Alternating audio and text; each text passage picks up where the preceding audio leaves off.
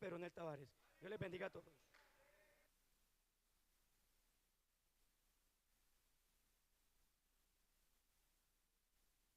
A Dios damos la gloria, aleluya. Dios les bendiga a mis amados hermanos. ¿Quién vive? Y a su nombre, gloria a nuestro Dios. Gracias damos a Dios por esta preciosa oportunidad que nos concede de reunirnos aquí en su casa. Les saludo a todos, a los hermanos, a los amigos, a las personas que vienen por primera o segunda vez. Nos alegramos mucho de verles en este lugar. En mi caso personal, un domingo de marzo del año de 1996, en la tarde, un culto de la tarde, yo me convertí a Cristo. Hay iglesias que han dejado el culto de la tarde, a mí yo no he sentido en mi corazón dejar el culto de la tarde porque es una bendición también, amén. Yo personalmente, les repito, un domingo en la tarde me convertí al Señor en una iglesia y hasta aquí Dios me ha ayudado a perseverar y cada día vivo agradecido con Él por haberme salvado, aleluya. Saludamos también a todos los que están participando del culto a través de nuestro canal Refugio para el Alma, acá en Colombia, en cualquier lugar del mundo donde nos estén sintonizando, deseando que el Señor bendiga mucho sus vidas a través de su preciosa palabra. Voy a invitarles a estar puestos en pie y a que abran sus Biblias en la epístola del apóstol Pablo a los Colosenses en el capítulo 2. Aleluya.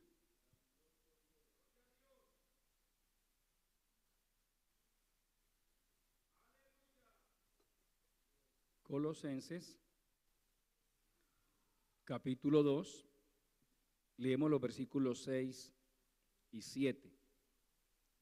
Dice la palabra del Señor lo siguiente: por tanto, de la manera que habéis recibido al Señor Jesucristo, andad en Él, arraigados y sobreedificados en Él y confirmados en la fe, así como habéis sido enseñados, abundando en acciones de gracias.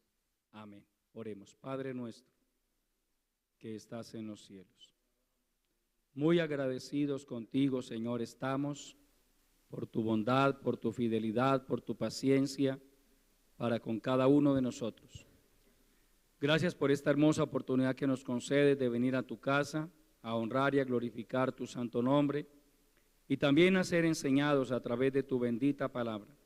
Háblanos a través de ella, Señor. Yo te presento cada vida, cada hermano, cada amigo aquí presente, todos los que a través de la internet están participando del culto. Señor, que todos seamos bendecidos, seamos edificados y fortalecidos a través de tu bendita palabra. Salva las almas, sana a los enfermos, liberta a los oprimidos por el diablo. Todo esto te lo pedimos en el nombre de Jesucristo. Como también te ruego, mi Dios, que me des la gracia, la sabiduría y la unción suficientes para predicar tu bendita palabra. Que no sea yo sino tú hablando a través de mi vida y que tu Santo Espíritu aplique esta palabra en lo profundo de cada corazón.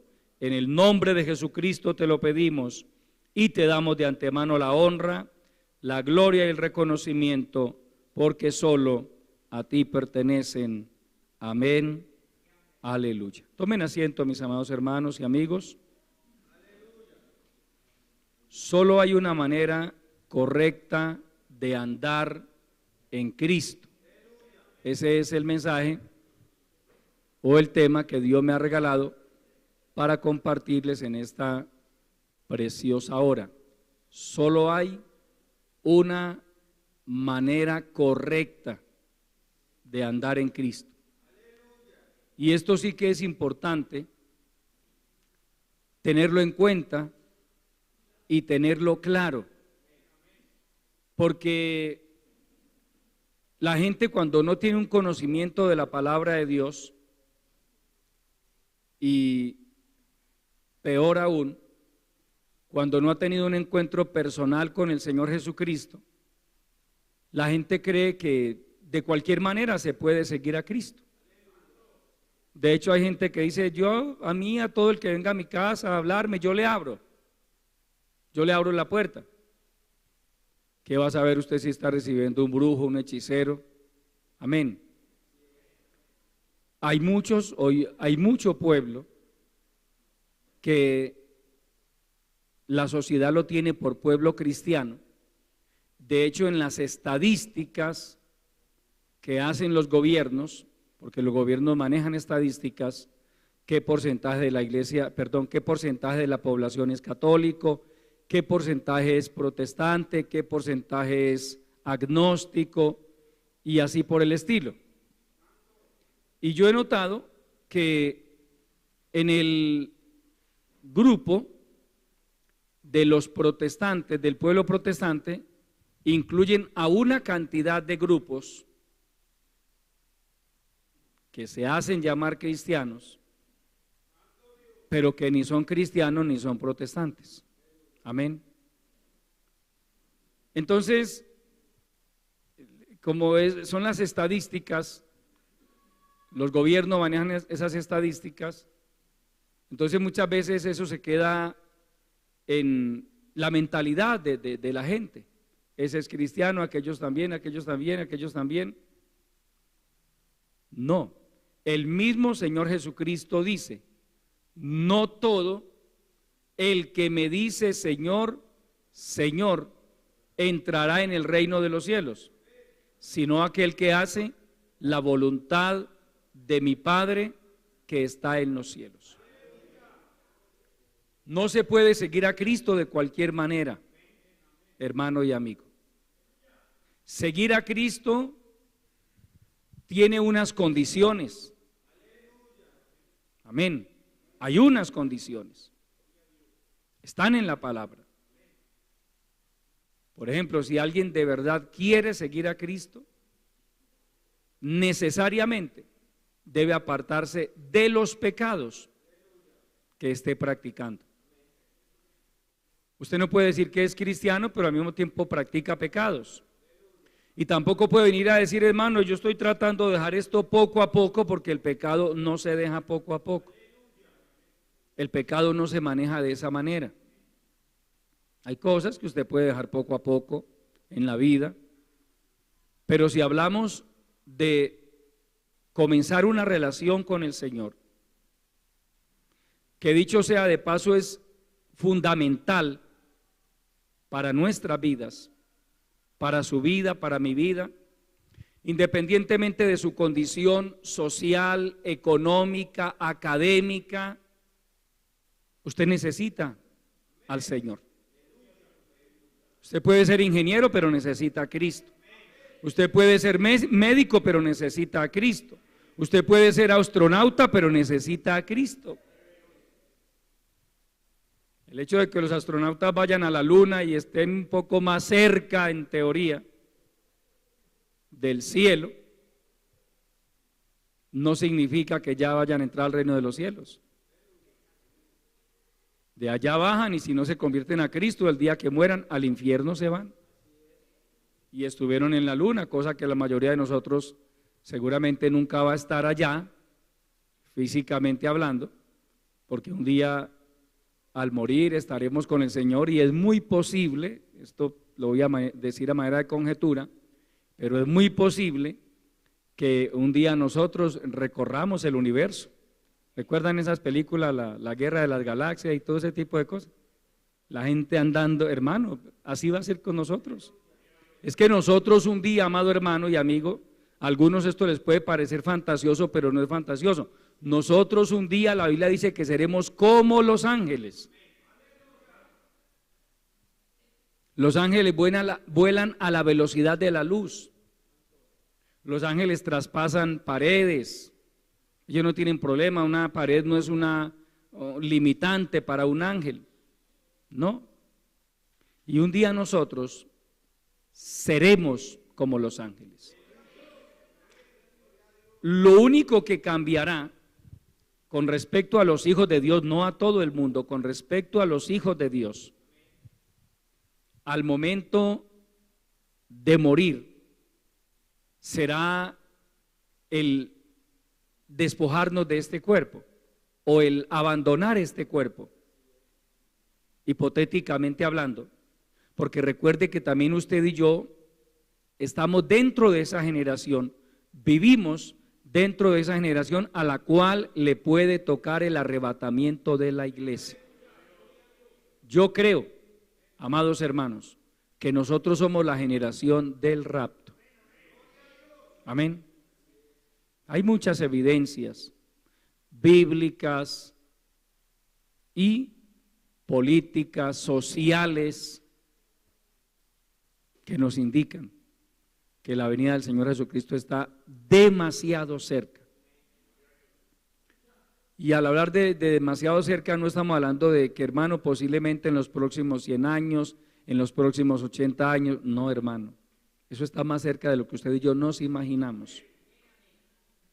Mucho más cerca. Por eso el buen cristiano vive preparado. El buen cristiano se mantiene en una buena relación con el Señor. Eso es lo que hace la diferencia entre un cristiano profesante y un cristiano nominal. Un cristiano nominal es el que hace parte de una iglesia. Él va a una iglesia, él asiste a una congregación, pero no es profesante, no es practicante de la palabra de Dios. Y el día que Cristo venga por la iglesia, Él se va a llevar a los cristianos profesantes, al cristiano que día tras día lucha por mantenerse fiel al Señor. Porque esto es una tarea de todos los días, amados hermanos, todos los días. Uno nunca le puede decir a un cristiano: hermano, descanse unos días de orar. Yo veo que usted ora mucho, ora todos los días, ayuna con frecuencia. Descanse unos días de orar, deje de orar una semana, deje de orar una semana a ver qué le pasa. Amén.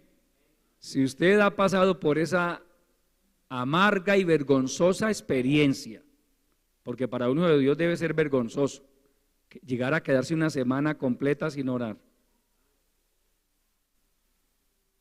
Si ha pasado por ahí, sabe que después de esa semana que usted reacciona y como que entiende: Dios mío, me he descuidado, y va a comenzar a orar otra vez, y ya no es tan fácil.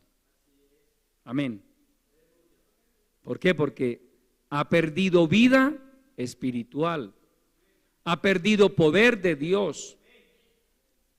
Para que me lo entienda un poquito, hermano, la oración es nuestra energía espiritual. Un cristiano que ora lo suficiente va a mantener buena energía espiritual, si lo quisiéramos llamar de esa manera. Va a mantener vigor espiritual, va a mantener lucidez espiritual, su fe se va a mantener fortalecida. Y el diablo, que el Señor lo reprenda, lo va a atacar de una manera, de otra, pero ese cristiano está bien fundamentado. No sucede lo mismo con el cristiano tibio, con el cristiano que ora muy poquito, que ora de vez en cuando. Esto no es de orar de vez en cuando, amados hermanos. La oración debe ser un ejercicio que todos los días usted y yo practiquemos, todos los días. Todos los días. Es fundamental que como cristianos cada día saquemos un tiempo especial para estar delante del Señor. Hablando del profeta Daniel, la Biblia dice que 3 veces al día él se presentaba delante de Dios. 3 veces al día.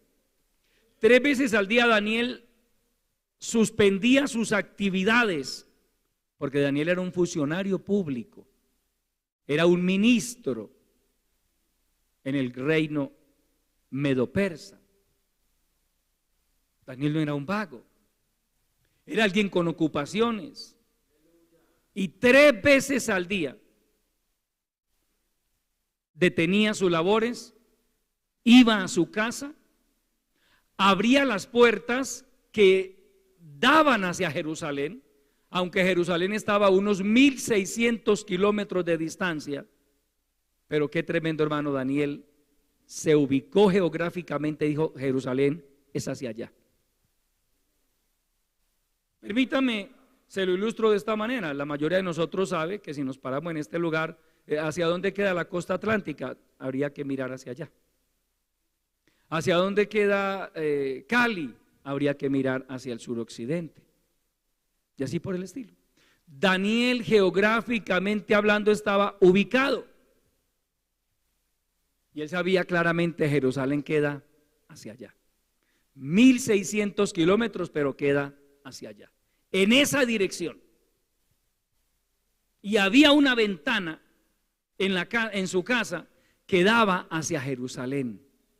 Y abría las ventanas de su casa que miraban hacia Jerusalén, y 3 veces al día se presentaba delante del Señor. Y Daniel era un profeta del Antiguo Testamento. Es decir, Daniel vivió hace más de 2600 años. No había la inmoralidad que hay ahora. No había la tecnología que hay ahora.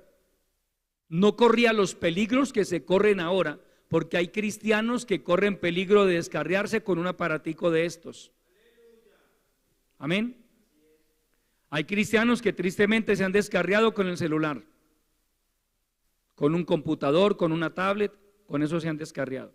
No han ido a un prostíbulo, no han ido a un bar, en su propia casa se han descarriado. 2600 años atrás no había ese problema. No había la inmoralidad que hay ahora. No existía la música que hay ahora. No había reggaetón ni nada de esas músicas horribles que hay ahora.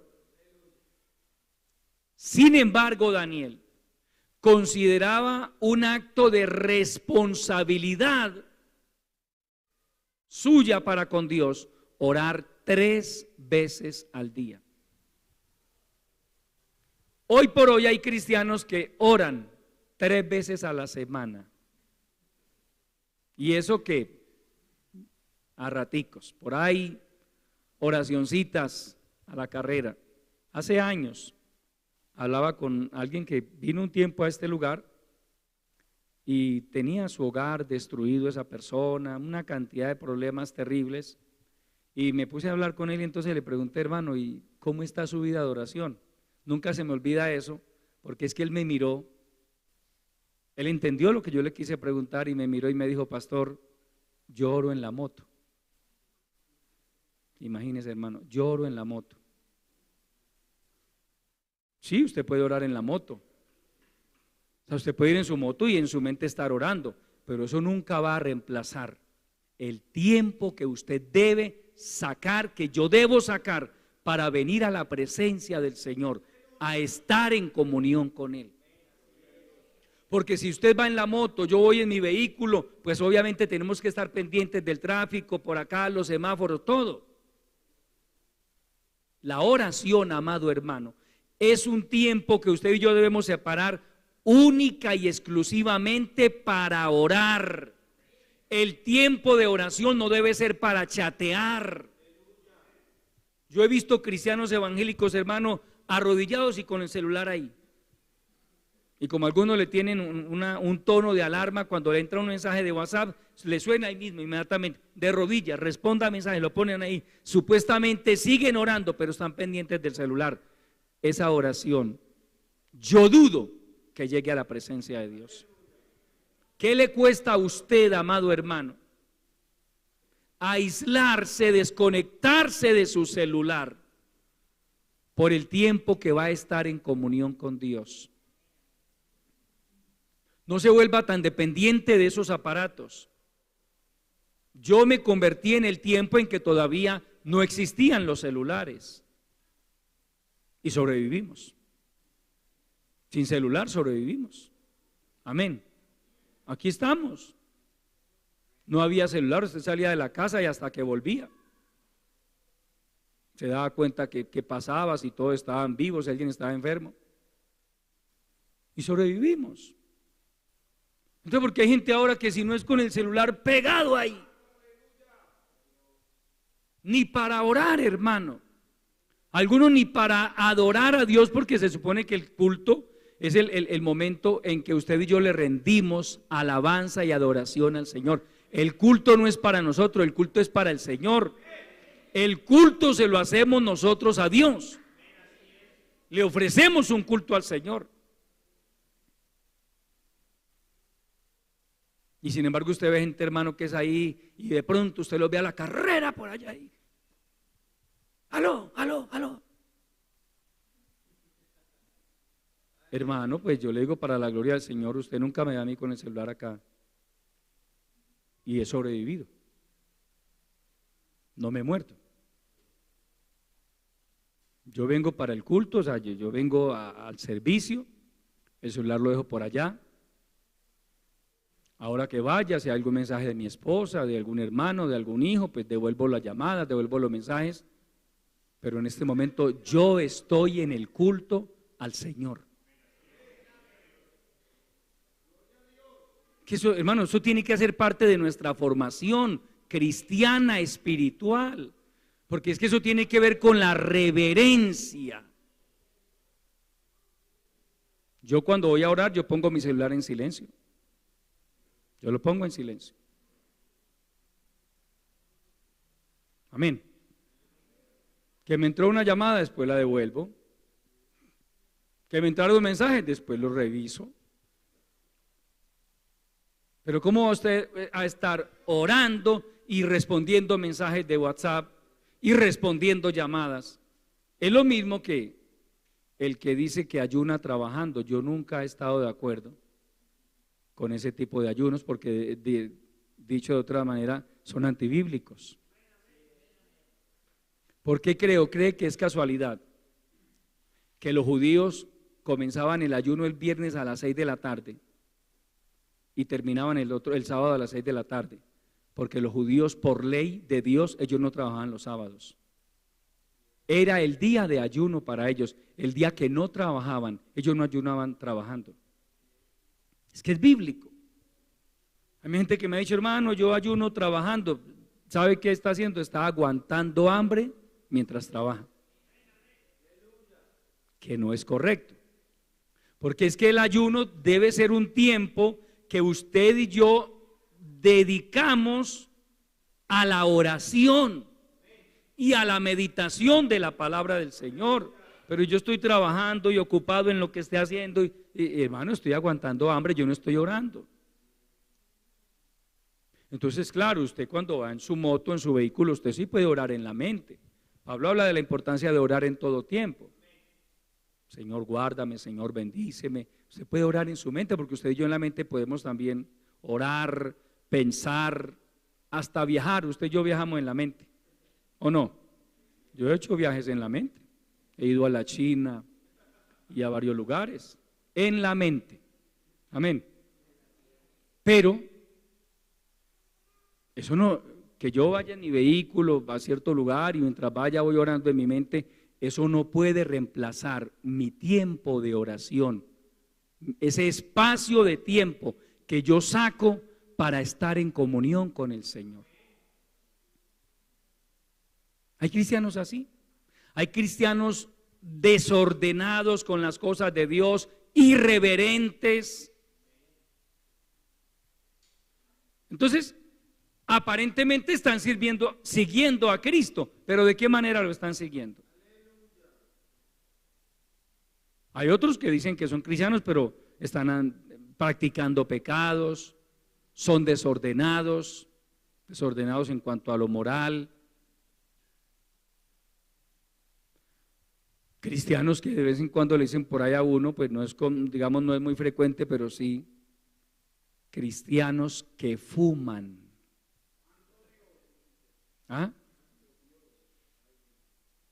Un cristiano que fuma es alguien que está atado. El cigarrillo es una atadura. Hay ataduras espirituales, hermano y amigo. Hay ataduras espirituales. La droga, llámese marihuana, perico, cocaína, heroína, todas esas porquerías que el diablo se ha inventado, son ataduras. La gente es esclava de eso. El licor es una atadura. Ojo, las novelas, queridas hermanas, se pueden convertir para usted en una atadura.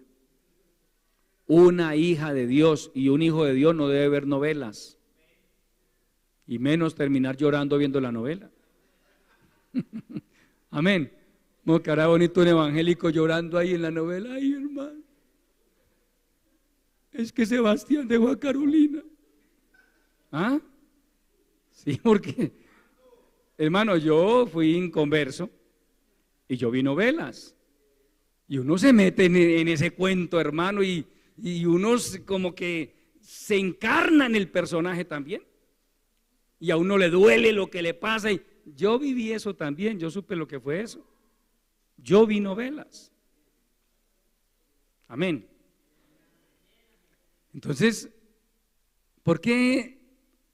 Usted me dirá, pastor, muéstreme por la Biblia donde dice que yo no puedo ver novelas. Se lo puedo mostrar. La Biblia dice, todo me es lícito, pero no todo me edifica. Todo me es lícito, pero no todo me conviene. Yo reto a cualquier cristiano a que me diga, pastor, lo que hace que empecé a verme una novela, la última novela del canal tal, yo empecé a crecer en la vida espiritual. Oro más. Es más, termina esa novela y yo termino hablando en lenguas. Sí, yo lo reto, hermano, a que me demuestre que a partir del momento en que usted comenzó a ver novelas o películas de acción, que tampoco debe ver un cristiano evangélico, hermano. Yo también vi películas de acción y yo sé que se mueve ahí. Eso es mate aquí, mate allá y mate al otro y tan. Yo pregunto, ¿eso nos edificará a nosotros? Para nada, amado hermano, para nada. Hay cosas que usted puede ver, por supuesto. Hay documentales en Nat Geo, en Discovery, de History Channel. Hay cosas que usted puede ver y al mismo tiempo aprende, se edifica. Pero ¿qué me va a edificar a mí una novela? ¿Qué me va a edificar a mí una película que es toda una sarta de mentiras? Porque es una mentira. 50 tipos disparándole al protagonista y ninguno le da. Y él acaba con todos. Miren, usemos el sentido común, hermano. Ya empezamos mal. Ya me están engañando. Eso es mentira. Eso es mentira. Se tira de un avión y cae vivo al piso. ¿Ah? Hermano, eso pues sí lo podrá entretener a usted, pero la pregunta es, espiritualmente hablando, ¿en qué le edifica? Es más fácil, lo puede alejar de los caminos de Dios. Una cristiana que vea novelas, yo le garantizo a usted que no ora lo mismo que un cristiano que no ve novelas. Porque la novela se convierte en una atadura para ella o para él. Porque hay cristianos muy tiernos que ven novelas. Se convierte en una atadura. Y a mí una vez me lo dijo una cristiana, que tristemente ya hoy no es cristiana, en ese entonces era cristiana. Me decía, pastor, mire, yo me estoy viendo tal novela. Y cada vez, la novela comenzaba como a las 4 de la tarde, algo así. Y me decía, yo digo, no la voy a ver, porque ya estaba entendiendo que no estaba bien hecho hacerlo. Pero ella me decía, cuando empieza a acercarse la hora, a mí me comienza un desespero, una ansiedad. Y tengo que prender el televisor. Ahí se da cuenta usted si está atado por algo. Cuando a usted algo le genera ansiedad, algo de carácter pecaminoso, y usted sale del culto y usted es desesperado por ir, si ejemplo ve pornografía, si ve novelas, si ve partido, el fútbol se convierte en atadura también, hermano, el fútbol. Hay cristianos evangélicos que el fútbol los ha sacado de los caminos de Dios. Hace años pastoreé una pareja que hoy tristemente no está en este camino ya. En ese tiempo fueron de bendición en la iglesia, participaban, colaboraban, hasta del grupo de alabanza hicieron parte. Pero yo notaba que él no venía los domingos en la tarde, ella sí venía. Entonces un día le pregunté, hermana, ¿por qué su esposo no viene los domingos en la tarde? Ella me miró un poco avergonzada y me dijo, pastor, la verdad es que él se queda viendo el partido. Imagínese usted. Pues para resumirles, sé lo último que supe de esa familia, porque hace tiempo pues no viven por acá, ese hogar se desintegró, ellos se descarriaron. Mira, amado hermano, usted me podrá preguntar, pastor, ¿y qué tiene de malo el fútbol? Lo tiene todo. El trasfondo del fútbol, hablando del fútbol profesional, el trasfondo es satánico, es perverso. ¿Por qué cree que en una final de un partido, de un campeonato hay muertos? ¿Por qué? ¿Por qué tendría que haber muertos? Yo le pregunto, la mayoría de nosotros llevamos muchos años asistiendo a convenciones nacionales. Algunos, por la gracia de Dios, hemos ido a congresos mundiales. Pregunto, ¿cuántos muertos ha habido después de que termina una convención? Muertos cristianos, de que salieron de la convención y empezaron a tirar piedra y a romper vidrios y a quemar carro y a hacer. ¿Cuántos muertos ha habido? ¿Ah? Porque mire la diferencia. En cambio, un campeonato de fútbol, una final, quedó campeón este, quedó campeón aquel. Los que están campeones tiran piedras de la alegría y los otros tiran piedras de la rabia, pero todos tiran piedras. ¿Ah? Entonces, ahora, detrás de esos, el fútbol mueve millones y millones de dólares. Se hacen pactos satánicos, se hacen sacrificios a Satanás. Por eso le puedo decir a usted que ser adicto al fútbol no es para un hijo de Dios. Uno tiene que renunciar a eso. Yo fui hincha del fútbol, amado hermano. De esos hinchas que cuando su equipo no gana la final yo lloraba, yo fui de esos hinchas. Pero cuando yo me convertí a Cristo, yo comencé a entender que eso ya no podía ir conmigo. Amén. Y yo dejé eso. A mí hoy por hoy ya me importa quién gana, quién pierde. A mí me da lo mismo. Pero hay evangélicos que ellos dejan de venir a un culto un domingo en la tarde porque están jugando determinado partido. La palabra, si usted va a la palabra, la Biblia nos dice, no améis al mundo ni las cosas que están en el mundo. Podríamos parafrasearla y decirlo de esta manera, no améis al fútbol y las cosas que se mueven en el fútbol. Si alguno ama al fútbol, el amor del Padre no está en él. Amén. Porque todo lo que hay en el mundo, porque todo lo que hay en el fútbol, los deseos de la carne, los deseos de los ojos y la vanagloria de la vida no proviene del Padre, sino del mundo. Y el mundo pasa y sus deseos, pero el que hace la voluntad de Dios permanece para siempre. Cuando uno conoce al Señor, aquí nos está hablando, dice, por tanto, de la manera que habéis recibido al Señor Jesucristo, andad en Él. ¿Cómo recibimos al Señor Jesucristo muchos de nosotros? Primero con fe, con fe. Segundo, con gozo. Segundo, con temor. Y cuando le hablo de temor me refiero a que a medida que nosotros comenzamos a escuchar enseñanzas de la palabra del Señor, comenzamos a cortar con conductas que eran habituales para nosotros. Conductas pecaminosas. Y cada vez que veníamos a un culto, Dios nos hablaba a través de la palabra, entonces, yo tengo que dejar esto, y aquello también, y esto también, y esto también. Una de las cosas que a mí me dolió mucho dejar, pero que lo hice, pero me dolió, les confieso, fue la música. Hermano, yo era fanático, pero fanático a la música. Yo tenía mi colección de música.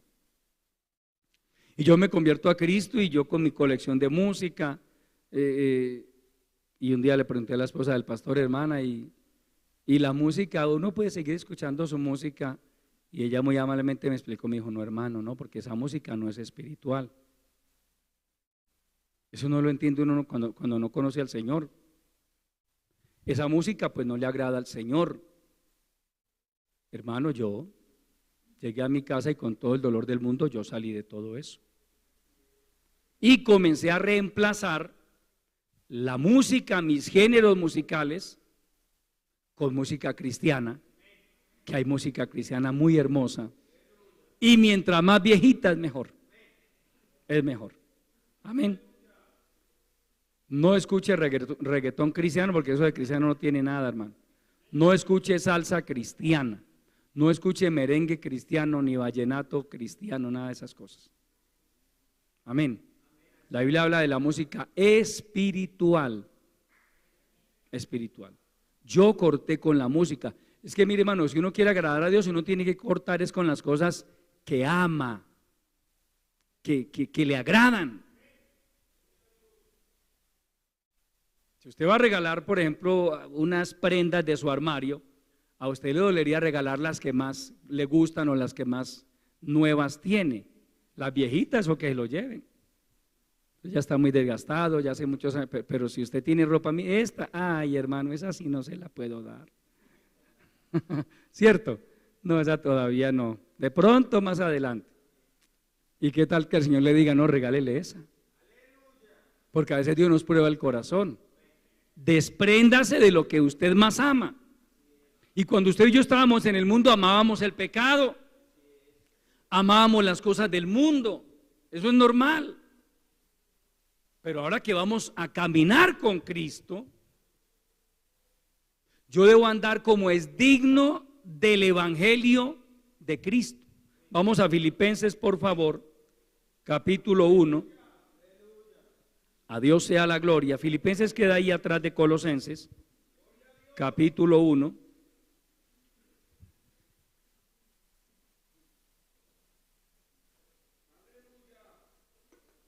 Leamos el verso 27.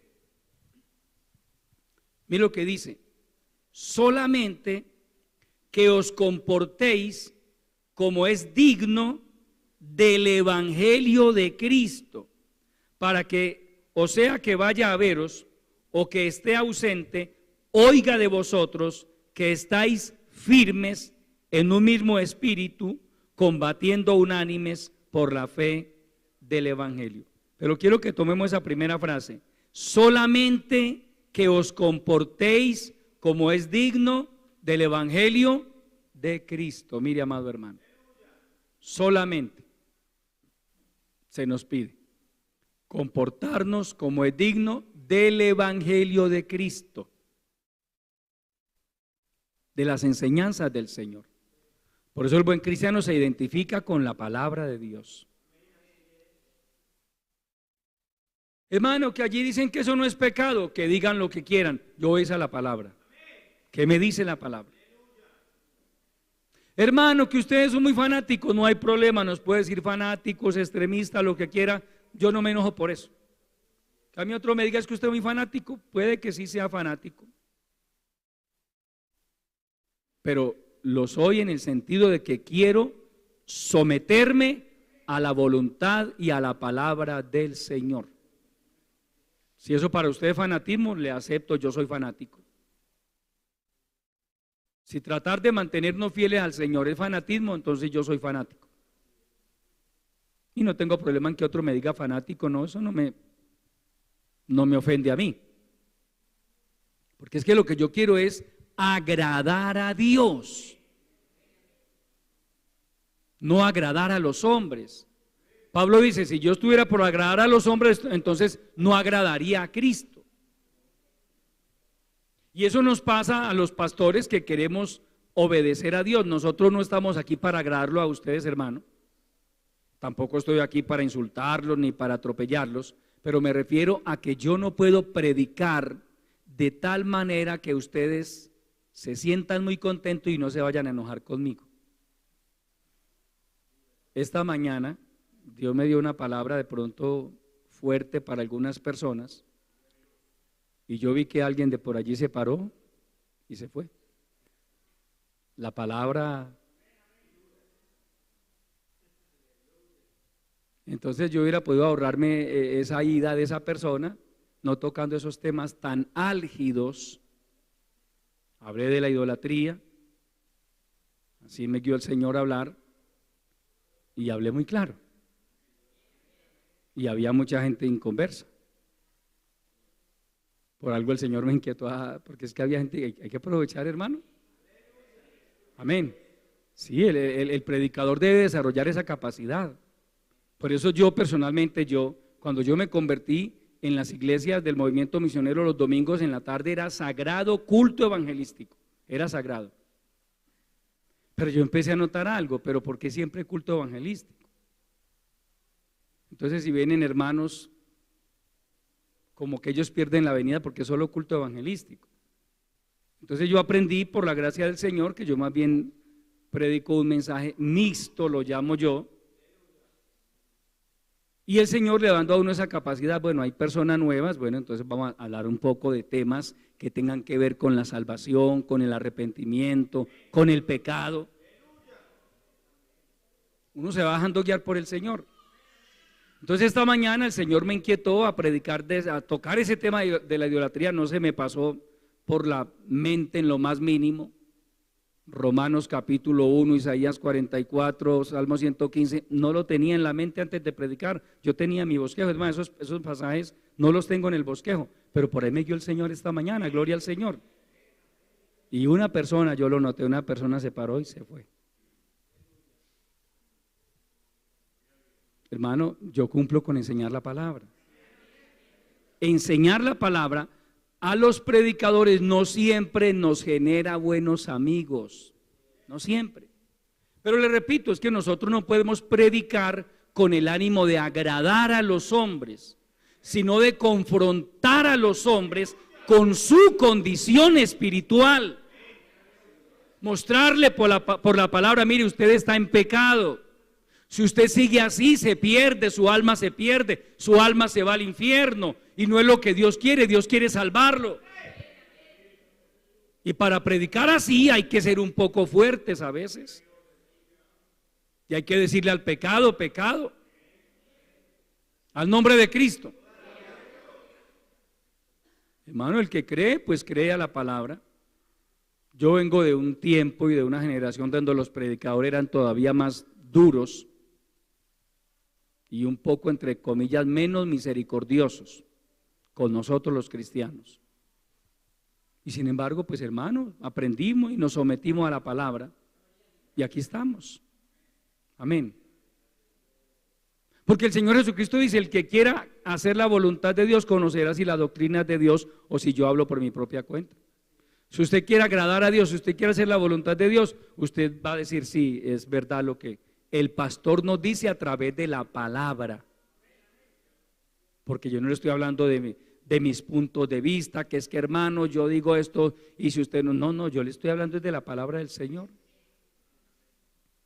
El que no quiere hacer la voluntad de Dios, mire hermano, ahora a mí se me fue uno esta mañana, al Señor Jesucristo le fueron multitudes. Entonces yo no me puedo asustar por eso. Usted lee San Juan capítulo 6 y encuentra que mientras el Señor estaba, había una multitud, porque es que al Señor sí era bueno ir a esos cultos, hermano. Él hacía milagros, repartía comida, multiplicaba los panes. A esos cultos hay gente que le gusta ir a esos cultos. Pero cuando Él comenzó a confrontarlos con la palabra, dice, desde entonces muchos de sus discípulos volvieron atrás y ya no caminaban con Él. Los apóstoles le dijeron, Señor, la gente se está yendo. La gente está diciendo que esa palabra es dura, que quién la puede oír. Como diciéndole, Señor, bájele al mensaje, no sea tan drástico, no sea tan radical. El Señor los miró y les dijo, ¿y qué? ¿Ustedes a mí se quieren ir? Si quieren, váyanse.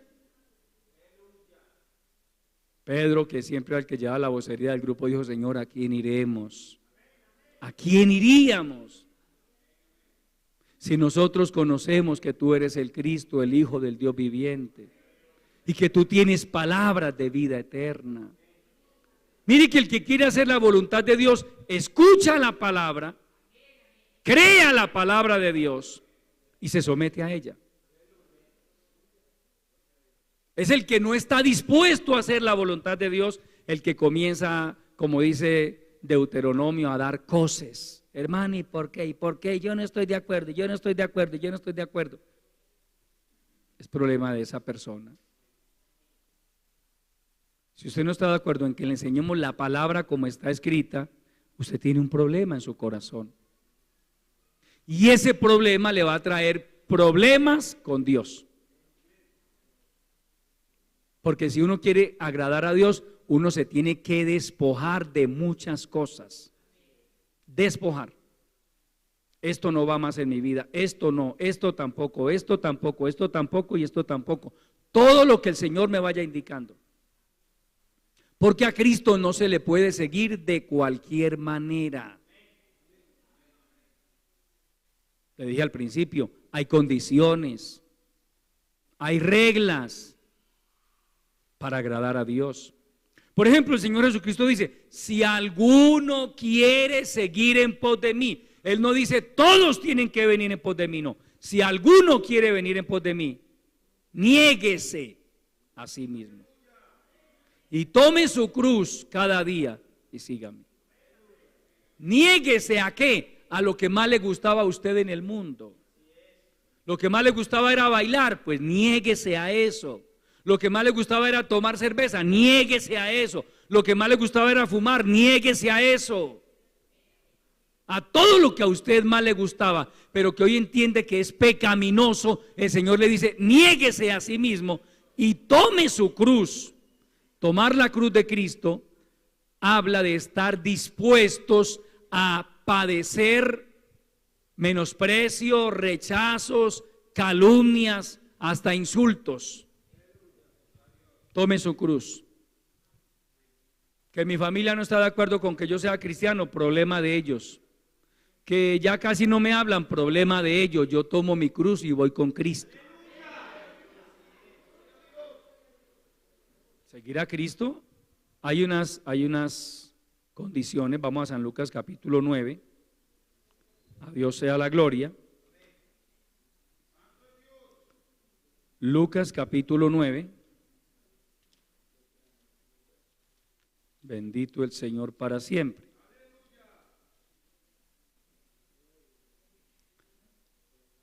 Vamos a leer la palabra a partir del verso 57. Yendo ellos, uno le dijo en el camino, Señor, te seguiré a donde quiera que vayas. Y le dijo Jesús, las zorras tienen guaridas y las aves de los cielos nidos, mas el Hijo del Hombre no tiene dónde recostar la cabeza. Y dijo a otro, el Señor Jesucristo le dijo a otro, sígueme. Y él le dijo, Señor, déjame primero que vaya y entierre a mi Padre. Jesús le dijo, deja que los muertos entierren a sus muertos y tú ve y anuncia el reino de Dios. Entonces también dijo otro, te seguiré, Señor, pero déjame que me despida primero de los que están en mi casa. Y Jesús le dijo, ninguno que poniendo su mano en el arado mira hacia atrás es apto para el reino de Dios. Vamos a analizar un poco estos versículos, hermanos. Verso 57, yendo ellos, uno le dijo en el camino, Señor, te seguiré a donde quiera que vayas. Y le dijo Jesús, las zorras tienen guaridas y las aves de los cielos nidos, mas el Hijo del Hombre no tiene dónde recostar la cabeza. ¿Qué le dijo el Señor Jesucristo a este hombre? Si usted me va a seguir a mí porque cree que al lado mío va a conseguir plata y se va a volver famoso o millonario, pierde el tiempo. Y le dijo, las aves de los cielos tienen nidos. Las zorras tienen guarida, yo no tengo dónde recostar. Es más, le dijo, no tengo ni una piecita que sea mía. Luego el Señor Jesucristo le dice a un hombre, sígueme. Él le respondió, Señor, déjame que primero vaya y entierre a mi padre. Permítame, le explico esto.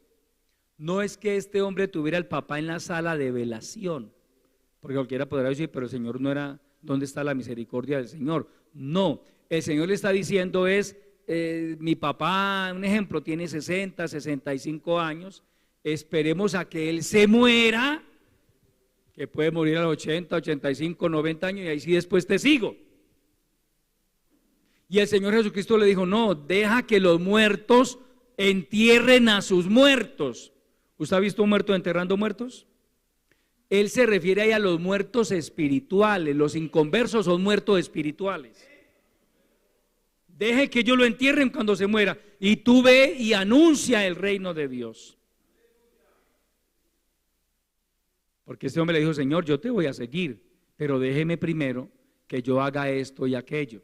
Mira, amados hermanos, los psicólogos dicen que cada vez que nosotros tenemos un sentimiento noble y no lo ejecutamos rápido, se hace muy poco probable que algún día lo cumplamos. La emoción se convierte en un sustituto de la acción. Le explico, como cuando usted dice, voy a estudiar. Uy, hermano, me puse a hablar con fulano de tal y él estudió y le está yendo bien, voy a estudiar yo. Si usted no ejecuta rápido eso, se le pasa la emoción y no estudia. Así le pasa a muchos cristianos con el Señor. Me voy a consagrar, hermano, Dios el domingo habló a mi corazón, Dios me trató a través de la palabra, voy a consagrar. Pero si no lo comienza a hacer ese mismo día o por tardar al día siguiente, usted se queda en la emoción. ¿Cuántos en un culto misionero, en una convención han salido llorando a un altar? Dios mío, yo te voy a servir, aquí está mi vida. ¿Y cuántos quieren ir a China, India y África y pasan un viajado allá? ¿Y dónde están? No están en China, no están en África, no están en Asia. Amén. A veces simplemente una emoción. Hermano, y yo le voy a servir al Señor. ¿Le está sirviendo? Ojo con eso. ¿Que a usted se le puede ir la vida de emoción en emoción? Voy a hacer esto, voy a hacer aquello. Y se le va planeando, soñando. Hermano, a veces nos pasamos la vida entera soñando. Usted sueña con ser médico, muy bueno. ¿Qué está haciendo para ser médico? No ha terminado ni el bachillerato y sueña con ser médico. No, termine el bachillerato lo antes posible y comience a postularse a una universidad. Órele al Señor, Dios le va a abrir la puerta. Y sepa que esa carrera le va a costar, porque le va a costar mucho esfuerzo, mucho sacrificio, pero si ese es su sueño, hermano, todo lo que realmente tenga un valor importante en la vida, tiene un precio también. Yo no me puedo quedar soñando, hermano, yo quiero ser ingeniero y, ay, yo me pongo a ver esos ingenieros en esos edificios, ay, ¿cuándo? Pero ¿qué está haciendo usted para ser? Ni ayudante de construcción ni siquiera, y sueña con ser ingeniero. Sí, a veces nos va la vida así, amados hermanos, es pensando y no, hay que actuar, amados hermanos. Amigo, uno tiene que tomar decisiones, máxime nosotros los cristianos que contamos con la bendición del Señor. Señor, bendíceme, ábreme puertas. Dios nos abre puertas, amado hermano. Que es muy difícil, ore al Señor que Él le puede abrir la puerta. Si es la voluntad de Dios que usted estudie esa carrera, Él le abre la puerta. Si es la voluntad de Dios que usted inicie este o aquel proyecto, Él le abre la puerta. Pero de pasos, muévase, actúe. Este hombre, sí, Señor, yo te voy a seguir, pero déjame primero que vaya y entierre a mi padre. Jesús le dijo, deja que los muertos entierren a sus muertos y tú ve y anuncia el reino de Dios. Entonces también dijo otro, te seguiré, Señor, pero déjame que me despida primero de los que están en mi casa. Y el Señor le dijo, ninguno que poniendo su mano en el arado mira hacia atrás es apto para el reino de Dios. Lo que le quiso el Señor decir fue, usted se va para su casa, se va a visitar a su familia, ahora resulta que tiene un familiar en Cali, que luego le toca ir a Bogotá porque allá tiene más familia, y hasta en España le resulta familia, usted pasa la vida despidiendo de la familia y nunca va a seguir a Cristo.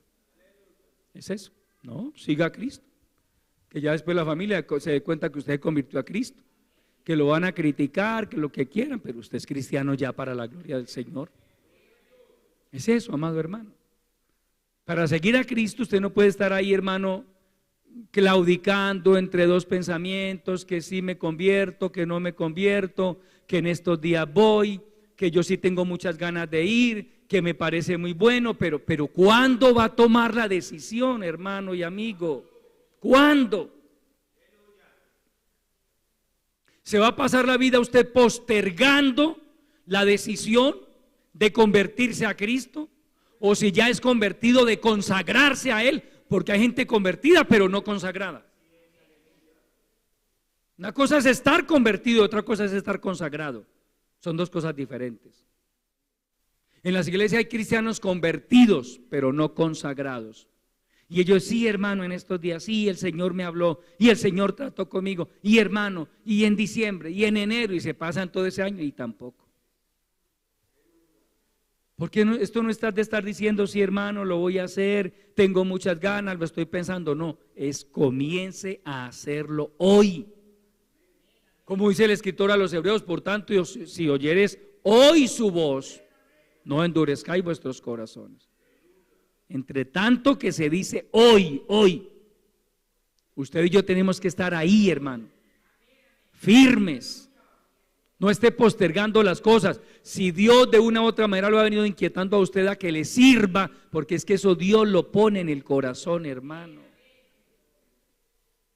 ¿Por qué lo está postergando? No, que después, que sí, que esto. Yo he escuchado cristiano, hermano, que Dios dice que les ha revelado unos planes impresionantes. Y hermano, el Señor me dijo que tiene propósitos conmigo, y usted lo ve más afuera que adentro. Entonces, ¿cuándo va a llevar a cabo Dios esos propósitos? Es que Dios cumple sus propósitos, pero con el que se mantiene fiel. Usted se le sale al Señor de las manos y hasta ahí llegaron los propósitos que Él tenía con su vida. Por más promesas que le haya hecho. Porque es que las promesas de Dios, el cumplimiento de las promesas de Dios están condicionadas a nuestra fidelidad. Si usted se mantiene fiel, va a ver la gloria de Dios. A medida que pase el tiempo, usted verá la gloria de Dios, amado hermano. Dios lo va a visitar, Dios le va a cumplir las promesas que le ha hecho. Así el mundo hoy se le haya volteado al revés, porque eso nos pasa a veces a los hijos de Dios. Él nos habla, Él nos da promesas y al momentico a usted y a mí el mundo se nos voltea al revés. En el fondo lo que está haciendo Dios es probar nuestros corazones. Vamos a ver si ahora que está en el desierto, que ahora que está en medio de la tormenta, en medio de la escasez, en medio del problema, va a seguir confiando en mí. Vamos a ver si va a seguir dispuesto a obedecerme. Recuerde la lucha que tuvo David. Fueron mis lágrimas mi pan de día y de noche, mientras me dicen todos los días. ¿Quiénes le decían? La familia, los amigos, los vecinos. ¿Dónde está tu Dios? ¿Dónde está ese Dios? El que mandó a Samuel a ungirte, a derramar una redoma de aceite sobre tu cabeza y a decirte que tú ibas a ser el próximo rey de Israel. Y ahora mire, corriendo por ahí como una rata, escondiéndose en cuevas y todo, porque Saúl lo va a matar. ¿Dónde está tu Dios? Esa experiencia la hemos vivido los cristianos muchas veces. ¿Dónde está tu Dios? Nos dice la gente, nos dice la familia, nos dicen los compañeros de trabajo. Y si usted es cristiano, ¿por qué le pasa esto? Y si usted es cristiano, ¿por qué le pasa aquello? Uno no se puede dejar mover por la familia ni por la otra gente, hermano. Cuando mi esposa y yo pasamos por esa experiencia, que muchos de ustedes también fueron testigos de ella, que nos sacaron ya de la obra, estando sirviendo al Señor, mis hermanos de sangre, a pesar de ser inconversos, se indignaron de una manera impresionante e iban a ir a hablar con las autoridades de la obra. Imagínense, coloquialmente, como decimos en el argot popular, los iban a braviar. Yo les tuve que decir, no se vayan a meter, dejen eso. Donde yo me pongo, claro, vayan allá, informa un escándalo bien tremendo y el perjudicado hubiera sido yo. Amén. ¿No? Entonces ellos hubieran preguntado, entonces, ¿dónde está el Dios de Pedro? Después tuvieron que ver el Dios de Pedro. Amén. Es que Dios es real, amado hermano. El Dios que nos hace promesas a usted y a mí, porque para cuando mi esposa y yo pasamos por ese momento, hermano, ya yo tenía promesas de parte de Dios. Ya el Señor me había hablado en profecía varias veces. Ya tenía promesas y ahora me voltea el mundo al revés. Ahí donde, hermano, usted tiene que, bueno, o yo soy o no soy. O le creo a Dios o no le creo. Le creímos a Dios, hermano, pasamos por toda esa tormenta. No duró mucho, 19 meses apenas.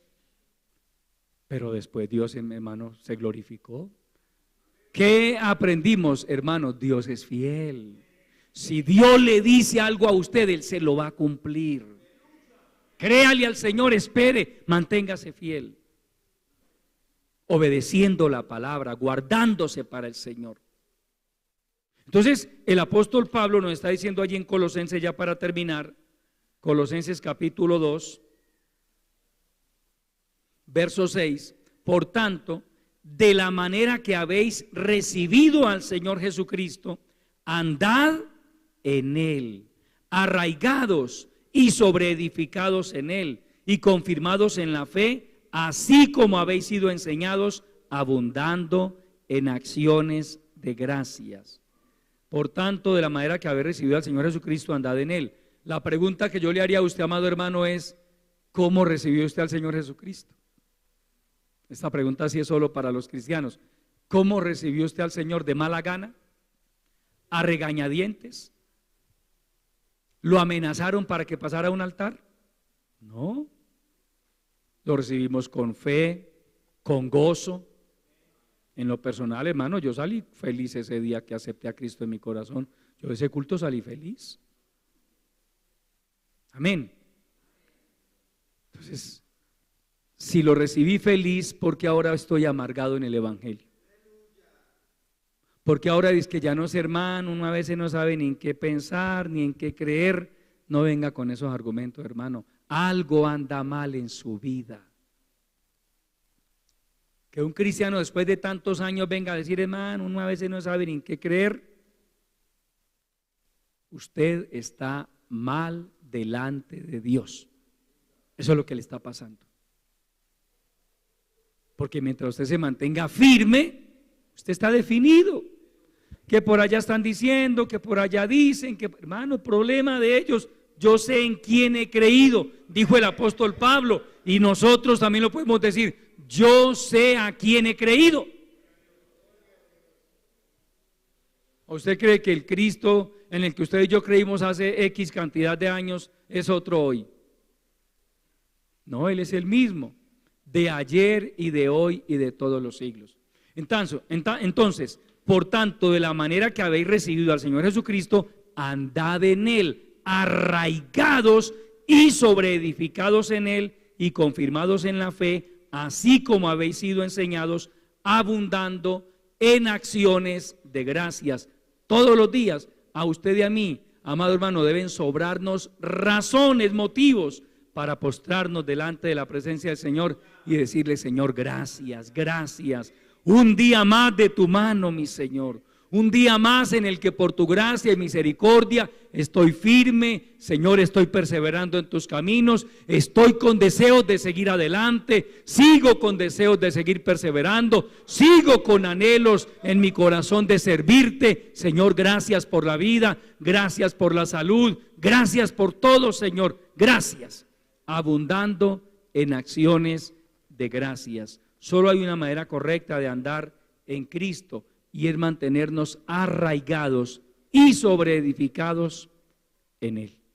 Póngase de pie, amado hermano, y vamos a darle gracias al Señor por su bendita palabra. Padre nuestro que estás en los cielos, yo te adoro, mi Señor. Mi alma te da la gloria. Muchas gracias te doy por el consejo de tu palabra que tú has puesto en mis labios para compartir con tu pueblo en esta hora.